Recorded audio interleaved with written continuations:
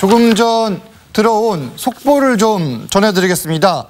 배우 송선미 씨의 남편을 살해한 혐의를 받는 조모 씨에게 1심 선고가 내려졌습니다. 징역 22년형이 선고됐습니다. 다시 한번 전해드리겠습니다. 배우 송선미 씨의 남편을 살해한 혐의를 받는 조모 씨에게 징역 22년형이 내려졌습니다. 당초 검찰은 징역 15년형을 구형을 했는데 이보다 7년이 많은 22년형이 구형됐습니다. 법원은 돈을 목적으로 피해자를 살해했고 치밀한 계획하에 변호사 면전에서 살해를 했다고 설명을 했습니다.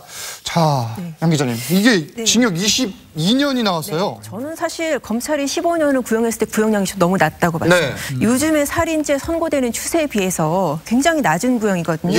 이 사건이 사실 보통 살인 사건이 아니잖아요. 돈을 목적으로 한 살인 사건이고 또 청부가 개입돼 있고 더군다나 변호사 얘기도 아까 말씀하셨지만은 그 살해 장소가 변호사 사무실이거든요. 변호사를 살해하려다가 겁을 주기 위해서 변호사 앞에서 계획적으로 살인을 한 사건이에요. 그래서 법원이 그거보다 훨씬 높은 22년을 선고한 게 저는 맞는 판결이라고 보입니다.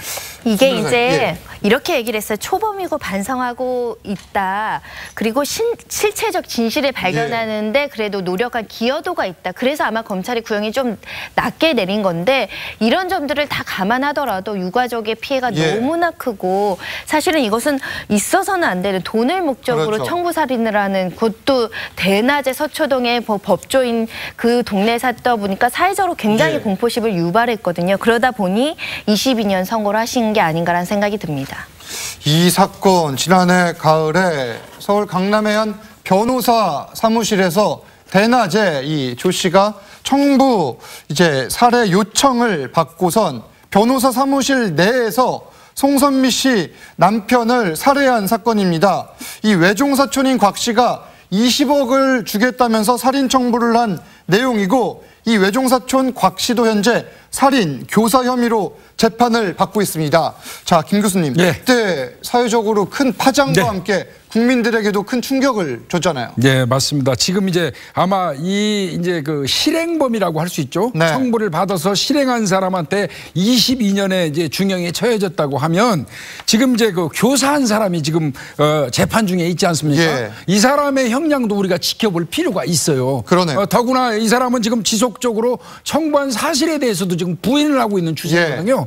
그래서 그 부분은 좀 더 지켜볼 필요가 있고 아마 저는 못지않은 중형이 구형될 거라고, 선고될 거라고 봅니다. 검찰이 구형은 15년, 너무 낮은 게 아니냐는 지적들이 있었고 실제 법원은 15년보다 7년이 많은 징역 22년형을 선고했습니다. 재판부에서는 살인 수법이 잔인해 사회에 큰 충격을 줬다고 했는데 오 교수님, 시사하는 바가 커요.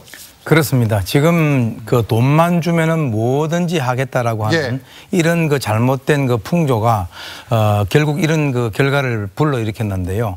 지금 우리나라 같은 경우는 좀 우려스러운 것이 어느 집이 잘 산다 못 산다라고 하면 그것은 기준이 돈이에요.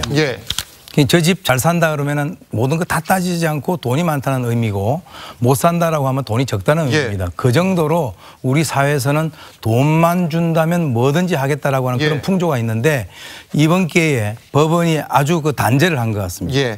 자, 법원이 조금 전 송선미 씨 남편을 살해한 혐의를 받는 조모 씨에게 검찰 구형량 15년보다 7년이 많은 22년형을 선고했다는 소식 전해드렸습니다.